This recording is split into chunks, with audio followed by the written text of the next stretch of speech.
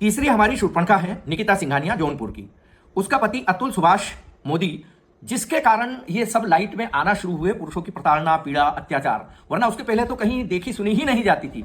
इस प्रकरण में आप देखें तो जौनपुर और बेंगलोर के बीच की दूरी करीब 1200 से 1500 किलोमीटर दूर है, लेकिन वहां की जज रीता कौशिक, जो कि भ्रष्टाचार की पराकाष्ठा पर है, वो ऐसे तारीखें देती थी कि एक एक महीने में 4-4 बार तारीखें देती थी।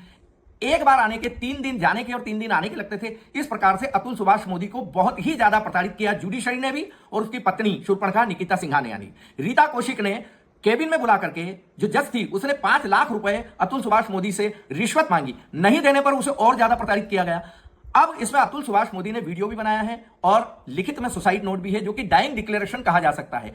अगर वीडियो में उसने बोला है कि रीता कौशिक ने 5 लाख रुपए मांगे हैं, या उसने लिखित में भी दिया है कि रीता कौशिक ने 5 लाख रुपए मांगे हैं, तो यह डाइंग डिक्लेरेशन है। इस डाइंग डिक्लेरेशन के आधार पर आज तक रीता कौशिक के खिलाफ एफआईआर दर्ज क्यों नहीं हुई? वो आज भी उसी कोर्ट में बैठ करके अन्याय अत्याचार की पराकाष्ठा पर चलती चली जा रही है। दूसरा प्रश्न यह उठता है कि जब अतुल सुभाष मोदी ने दुखी होकर के यह तक कह दिया कि अगर मुझे न्याय नहीं मिलता है तो मेरी अस्थियों को कोर्ट के सामने गटर में प्रवाहित कर दिया जाए, लेकिन उसके बाद भी जुडिशरी का दिल नहीं पसीजा।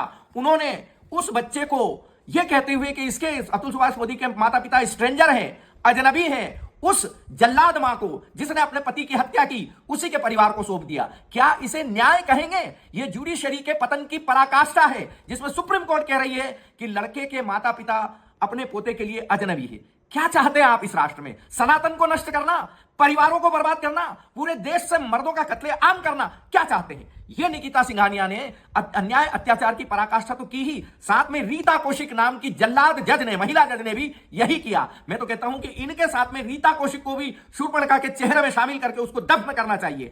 आप बताएं, अगर इसी तरह के अन्याय होते रहे पुरुषों के साथ में लोअर कोर्ट से लेके सुप्रीम कोर्ट तक, तो क्या कभी पुरुषों को न्याय मिल पाएगा? हम निवेदन करना चाहते हैं पूरे समाज से कि सारा देश का समाज उठ खड़ा हो इस अन्याय के लिए और उसका प्रतिकार करे, और इन शूर्पणखाओं को दहन किया जाए सरेआम बीच बाजार में, हर साल हर वक्त, और समाज को चेतना प्रदान की जाए कि भाई कब तक आप झूठ चलाओगे? सच सच कहते कहते हमने झूठ हजारों बोले, और झूठ के चक्कर में हमने कई सत्य किए मटमेले।